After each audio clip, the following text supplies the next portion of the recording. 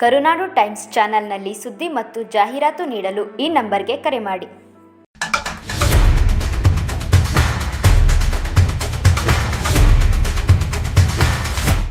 ಇವತ್ತು ಏನು ನಮ್ಮ ಬಿಡದಿ ಪುರಸಭೆ ಅಧ್ಯಕ್ಷ ಆದಿಯಾಗಿ ಎಲ್ಲ ಸದಸ್ಯರಾದಿಯಾಗಿ ಏನು ಇವತ್ತು ಈ ಪತ್ರಿಕಾಗೋಷ್ಠಿ ಕರೆದಿದ್ದೀವಿ ಅಂತ ಹೇಳಿದ್ರೆ, ನಮ್ಮ ಬಿಡದಿ ಪುರಸಭೆಯಲ್ಲಿ ನಡೆದಿರ್ತಕ್ಕಂಥ ಏನು ನೀರುಗಂಟಿಗಳು ಹಾಗೂ ಇತರೆ ಕಂಪ್ಯೂಟರ್ ಆಪರೇಟರ್ಗಳ ಬಾಕಿ ಸಂಭಾವನೆ ವಿಚಾರವಾಗಿ ಏನು ಪಾವತಿ ಮಾಡಿರ್ತಾರೆ, ಇದು ಕಾನೂನು ಉಲ್ಲಂಘನೆ ಮಾಡಿ ಹಾಗೂ ಕಿಕ್ ಬ್ಯಾಕ್ ನ ಪಡೆದು ಮಾಡಿರ್ತಾರೆ ಅಂತೇಳಿ ಇವತ್ತು ನಾವು ನೀರುಗಂಟಿಗಳೇ ಪ್ರತ್ಯಕ್ಷ ಸಾಕ್ಷಿಯಾಗಿ ಇವತ್ತು ಹೇಳಿ ಈ ಆರೋಪನ ಇಲ್ಲಿ ಮಾಡ್ತಾ ಇದೀವಿ. ಈ ಆರೋಪದಲ್ಲಿ ಯಾರು ಭಾಗಿಯಾಗಿದ್ದಾರೆ, ಮುಖ್ಯಾಧಿಕಾರಿ ಇರ್ಬೋದು, ಇನ್ನ ಬೇರೆ ಕೌನ್ಸಿಲರ್ ಇರ್ಬೋದು, ಇನ್ನೊಬ್ರು ಇರ್ಬೋದು, ಸಂಬಂಧಪಟ್ಟವರು ಅದ್ರದ್ದೇನಿದೆ ತನಿಖೆಗೆ ನಾವು ಶಿಫಾರಸು ಮಾಡ್ತಾ ಇದೀವಿ. ಇವತ್ತು ಲೋಕಾಯುಕ್ತಕ್ಕೆ ಇರ್ಬೋದು, DMA ಇರ್ಬೋದು, DC ಅವ್ರಿಗೆ ಇರ್ಬೋದು, ಇದರಲ್ಲಿ ಯಾರೆಲ್ಲ ಭಾಗಿಯಾಗಿದ್ದಾರೆ ಅವರೆಲ್ಲರೂ ಕೂಡ ನೇರ ಹೊಣೆ. 1 ಕೋಟಿ ದುರುಪಯೋಗ ಅಂತ ಹೇಳಿದ್ರೆ 1,65,00,000 ಮೊತ್ತವನ್ನ ನಮ್ಮ ಮುಖ್ಯಾಧಿಕಾರಿಗಳಿಗೆ ಪವರ್ ಆಫ್ ಡೆಲಿಗೇಷನ್ ಕೊಟ್ಟವ್ರು ಯಾರು? ಅದನ್ನ DC ಅವರೇ ಅನುಮತಿ ಕೊಡಬೇಕು. DC ಅವರ ಅನುಮತಿ ಇಲ್ಲದೆ ನಾವು ಕಳೆದ ಬಾರಿ ನಮ್ಮ ಪುರಸಭೆಯಲ್ಲಿ ನಡೆದಂತ ಸಾಮಾನ್ಯ ಸಭೆಯಲ್ಲಿ ಇದು ಸರಿಯಾಗಿ ಸೂಕ್ತ ನಿರ್ದೇಶನ ಇಲ್ಲ, ಇದನ್ನ DC ಅವರು ನಿರ್ದೇಶನ ನೀಡಬೇಕು ಅಂತೇಳಿ ಇದನ್ನ ನಾವು ಲಾಸ್ಟ್ ಬಾಡಿ ಮೀಟಿಂಗ್ ಅಲ್ಲಿ ತೀರ್ಮಾನ ಮಾಡಿರ್ತೀವಿ. ಕೊಡಬಾರ್ದು, ಆ ಕೂಲಿ ಮಾಡಿರೋರು ನೀರ್ಗಂಟಿಗಳಿಗೆ ಕೂಲಿ ಕೊಡಬಾರ್ದು, ಇಲ್ಲ ಕೊಟ್ಟಿರೋದನ್ನ ತಪ್ಪು ಅಂತ ನಾವು ಹೇಳ್ತಾ ಇಲ್ಲ. ಅವರ ಒಂದು ಶ್ರಮದ ದುಡ್ಡಲ್ಲಿ ಇವರು ಹಣನ ಪಡ್ಕೊಂಡು ಮಾಡಿರೋದನ್ನ ನಮ್ಮೆಲ್ಲರ ವಿರೋಧ ಇದೆ. ಯಾಕೆಂದ್ರೆ ಇದು ನಮ್ಮ ಬಿಡದಿ ಪುರಸಭೆ ಏನಿದೆ, ಬಿಡದಿ ಸಾರ್ವಜನಿಕರ ಹಣ ಇದು.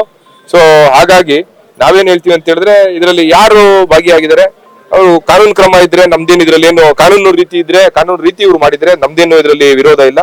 ಈ ಕಿಕ್ ಬ್ಯಾಕ್ ತಗೊಂಡಿರೋದನ್ನ ನೇರ ಆರೋಪ ಮಾಡಿರೋದು, ಇಲ್ಲಿ ಅವ್ಯವಹಾರ ನಡೆದಿದೆ ಅನ್ನೋದು ಸಾಬೀತಾಗ್ತಾ ಇದೆ. ಒಬ್ಬ ಅಧ್ಯಕ್ಷೆಯಾಗಿ ನಾನು ಅವರಿಗೆ ಲೆಟರ್ ಕೂಡ ಹಾಕಿದ್ದೆ. ನಮ್ಮ ಗಮನಕ್ಕೆ ಬರದೆ ಯಾವುದೇ ರೀತಿ ಅಮೌಂಟ್ ನ ಚಲಾವಣೆ ಮಾಡಬಾರ್ದು ಅಂತ ಕೂಡ ನಾನು ಲೆಟರ್ ಮುಖಾಂತರ ಅವರಿಗೆ ಕೊಟ್ಟಿದ್ರು ಕೂಡ ಅದಕ್ಕೆ ಏನು ಸ್ಪಂದಿಸದೆ ಅವರದೇ ಆದ ರೀತಿನಲ್ಲಿ ಕೊಟ್ಟಿದ್ದಾರೆ. ಮುಂದೆ ನಾವು 24 ಸೋಮವಾರ ತುರ್ತು ಸಭೆಯನ್ನ ಕೈಗೊಂಡಿದ್ದೀವಿ. ಅದರ ಮುಖೇನ ಮುಂದೆ ನಾವು ಯಾವ ರೀತಿ ಕಾನೂನು ಚೌಕಟ್ಟಲ್ಲಿ ಯಾವ ರೀತಿ ಹೋಗ್ಬೇಕು ಅದನ್ನ ಮಾಡ್ತೀವಿ. ಸದಸ್ಯರ ಜೊತೆಗೂಡಿ ಮುಂದೆ ಯಾವ ರೀತಿ ಇದನ್ನ ಬಗೆಹರಿಸಬಹುದು ಅನ್ನೋದನ್ನ ಮುಂದೆ ಮಾಡ್ತೀವಿ. ಉಮೇಶ್ ಅಣ್ಣರ ಮನೆ ತಕ್ಕೋದ್ಮೇಲೆ ಅವರು ಅಲ್ಲೇನು ಅವ್ರು ಕೇಳಲಿಲ್ಲ. ಶಿವಕುಮಾರ್ ಇದ್ದೋನು ಎಲ್ಲರಿಗೂ ಒಂದು 50-50 ರಂಗೆಲ್ಲ ಇದು ಮಾಡ್ತಾವ್ರ ಅಣ್ಣರು, ತಗೊಬಂದ್ರಪ್ಪ ಅಂದರು. ಆವಾಗ ಎಲ್ಲರೂ ಸಹ ತಗೊಂಡು ಹೋದಾಗ ನಾನು ಬೆಟ್ಟಮ್ಮನ ಹತ್ರ 50,000 ದುಡ್ಡು ಇಸ್ಕೊಂಡೆ. ಆದರೆ ಅವ್ರಿಗೆ ಹೇಳಲಿಲ್ಲ ಎಲ್ಲಿ ಅಂತ. ಅದೊಂದು ನಂದು ಇರ್ಬೋದು, ಅದೊಂದು ಬಿಟ್ಟರೆ ಇನ್ನೇನಿಲ್ಲ. ಅವರು ಏನು ತಿಳ್ಕೊಂಡು ಯಾವತ್ತಕ್ಕೆ ಕೇಳಿದವ್ರನ್ನ ಕೇಳ್ತೀವಿ ಅಂದರು.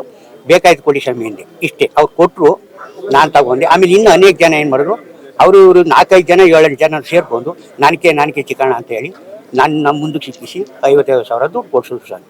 6.5 ಲಕ್ಷ ಏನೋ ದುಡ್ಡು ಹಂಗೆ ಇದೆ. ನಾನು ಬ್ಯಾಂಕ್ ಹೋಗಿ ಎತ್ಕೊಳ್ಳಿಲ್ಲ. ನೀನು ಎಷ್ಟು ಕೊಟ್ಟೆ ಅಷ್ಟು ಹೇಳು ಪೂರ್ತಿ, ಆಯ್ತಾ? ನಾನು ಆಮೇಲೆ ಎಲ್ಲರದ್ದು 50 ಅಲ್ಲದೆ ನಾನು ಆಮೇಲೆ ಮಿಕ್ಕದ್ದು 15% ಹಂಗೆ ದುಡ್ಡು ಇಟ್ಕೊಂಡವ್ರೆ. ಯಾರು ಇಟ್ಕೊಂಡಿರೋದು? ಪುರಸಭೆ ಅವರೇನೆ. ಕಮಿಷನರಾ? ಯಾರು ಇಲ್ಲ. ಅದೀಗ ಅದನ್ನೆಲ್ಲರೂ ಕೇಳ್ಕೊಂಡು ಈಗ ಮುಂದೆ ನಾನು ಮಾತಾಡಿದ್ನಲ್ಲ ಅವ್ರ ಕಡೆಗೆ 15,000 ನನ್ನ ಶಿವಕುಮಾರನು ಉಮೇಶ್ ಅಣ್ಣ ಇಬ್ರು ಇಬ್ಬರವ್ರೆ ಇಸ್ಕೊಂಡವ್ರೆ. ಆದ್ರೆ ನಾನು ಮಾಯಿನ ಕೈ ಕೊಟ್ಟಿದ್ದೀನಿ. ಉಮೇಶ್ ಅಣ್ಣಗೆ ತಗೋಗಿ ಶಿವಕುಮಾರ್ ಕೊಟ್ಟವ್ರೆ. ಬದ್ಧವಾಗಿ ಬಿಡುಗಡೆ ಮಾಡಿಲ್ಲ, ಸಭೆ ಗಮನಕ್ಕೆ ತಂದಿಲ್ಲ. ಸಭೆ ಗಮನಕ್ಕೆ ತಂದು ಅಧ್ಯಕ್ಷರ ಗಮನಕ್ಕೆ ತಂದು ಬಿಡುಗಡೆ ಮಾಡಕ್ಕೆ ಯಾರ್ದು ತಕರಾರು ಇರಲಿಲ್ಲ. ಇವ್ರು ಕಿಕ್ ಬ್ಯಾಕ್ ತಗೊಳಕ್ ಉದ್ದೇಶಕ್ಕೋಸ್ಕರನೇ ಹಣನ ಆತುರವಾಗಿ ಬಿಡುಗಡೆ ಮಾಡಿದ್ದಾರೆ ಅಷ್ಟೇ. ತಕರಾರು ಲಂಚ ತಗೊಳಕೋಸ್ಕರ ಅಂತಾನೆ 1-2 ದಿನಗಳಲ್ಲಿ ತೀರ್ಮಾನ ತೆಗೆದು ಬಿಡುಗಡೆ ಮಾಡಿದ್ದಾರೆ. ಬಿಡುಗಡೆ ಮಾಡಿ ಏನ್ ಮಾಡಿದ್ದಾರೆ, ವಾಟರ್ ಮ್ಯಾನ್ಗಳಿಂದ ಲಂಚನ ತಗೊಂಡವ್ರೆ. ಲಂಚನ ನಾವು ಇವ್ರೇನ ಲಂಚಾನ ತಗೊಂಡು ತಿಂದಿದ್ರೆ ಎಲ್ಲಾ ಸದಸ್ಯರು ಸಹಿಸ್ಕೊಳ್ಳೋರು.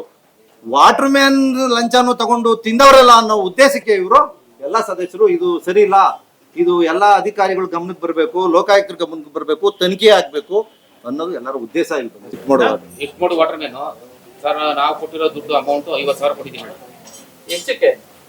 7.5 ಲಕ್ಷ. 7.5 ಲಕ್ಷ 50,000 ಲಂಚ. ಅದನ್ನ ಕಿಕ್ ಬ್ಯಾಕ್ ಪಡ್ಕೊಳ್ಳೋಕೆ ಲಾಗಿನ್ ಮಿಸ್ಯೂಸ್ ಮಾಡ್ಕೊಂಡು ಹಣ ದುರ್ಬಳಕೆ ಆಗಿದೆ ನೀವು ಹೇಳ್ತಾ ಇದ್ದೀರಿ. ನೀವು ಯಾಕೆ ಇಲ್ಲಿವರೆಗೆ. ಹೌದು. ಈಗ ಬರೀ ಪ್ರೆಸ್ ಮೀಟ್ ಗಳಲ್ಲಿ ಕಾಲಹರಣ ಮಾಡೋದು ಬಿಟ್ಟು ಹೌದು. ಯಾಕೆ ಇವತ್ತವರೆಗೂ ಲೋಕಾಯುಕ್ತಕ್ಕಾಗ್ಲಿ ಅಥವಾ ಪೊಲೀಸ್ನವ್ರಿಗಾಗ್ಲಿ ಕ್ರಿಮಿನಲ್ ಕೇಸ್ ಫೈಲ್ ಮಾಡಿಲ್ಲ? ಅದನ್ನ ಯಾಕ್ ಇಲ್ಲ ಇಲ್ಲ ಮಾಡಿಲ್ಲ? ಸರ್ ನಿನ್ನೆ ಸರ್ ಖಂಡಿತವಾಗ್ಲೂ ವಾಟರ್ ಮ್ಯಾನ್ ಲೀಡರ್ ಇದ್ನೋ ಯಾರಿದ್ನೋ ಅವನ ಮೇಲೆ ಕಂಪ್ಲೇಂಟ್ ಫೈಲ್ ಮಾಡಿದೀವಿ. ನಿನ್ನೆ ಅಲ್ಲ ಸರ್ ಪೊಲೀಸ್ ಠಾಣೆಯಲ್ಲಿ ಕಂಪ್ಲೇಂಟ್ ಕೊಟ್ಟಿದ್ದೀವಿ. ನಿನ್ನೆ ಜಿಲ್ಲಾಧಿಕಾರಿಗಳು ಸಿಗ್ಲಿಲ್ಲ. ಸಭಾ ಸದಸ್ಯರು ಬಂದಿದ್ದು ನಿನ್ನೆ ಬೆಂಗಳೂರಿಗೆ ಹೋಗಿದ್ದಾರೆ ಅಂತ ಹೇಳಿದ್ರು ಅವರು.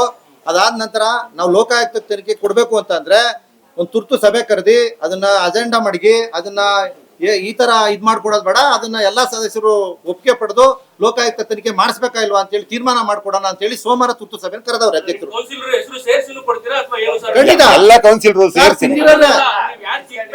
ಹೌದು ಹೌದು ಹಾ ಹೌದು ಸರ್ ಖಂಡಿತ. ಅದ್ರಲ್ಲೇನು ಏನ್ ಹೆದರಿಕೆ ಏನಿಲ್ಲ. ಏನ್ ಸಿ ಉಮೇಶ್ ತಗೊಂಡಿದ್ದಾರೆ ಅವ್ರ ಹೆಸರು ಸೇರೇ ಕೊಡೋದು. ಏನ್ ಬೇರೆ ಏನು ನಾವೇನು ಈಗ ಚೀಫ್ ಆಫೀಸರ್ ಒಬ್ಬರೇ ಇಲ್ಲ, HK ಇದ್ರಲ್ಲಿ ದುರಾಡಳಿತ ನಡೆದಿರೋದನ್ನೇ ಸಿ ಉಮೇಶ್ ಅವರಿಂದ.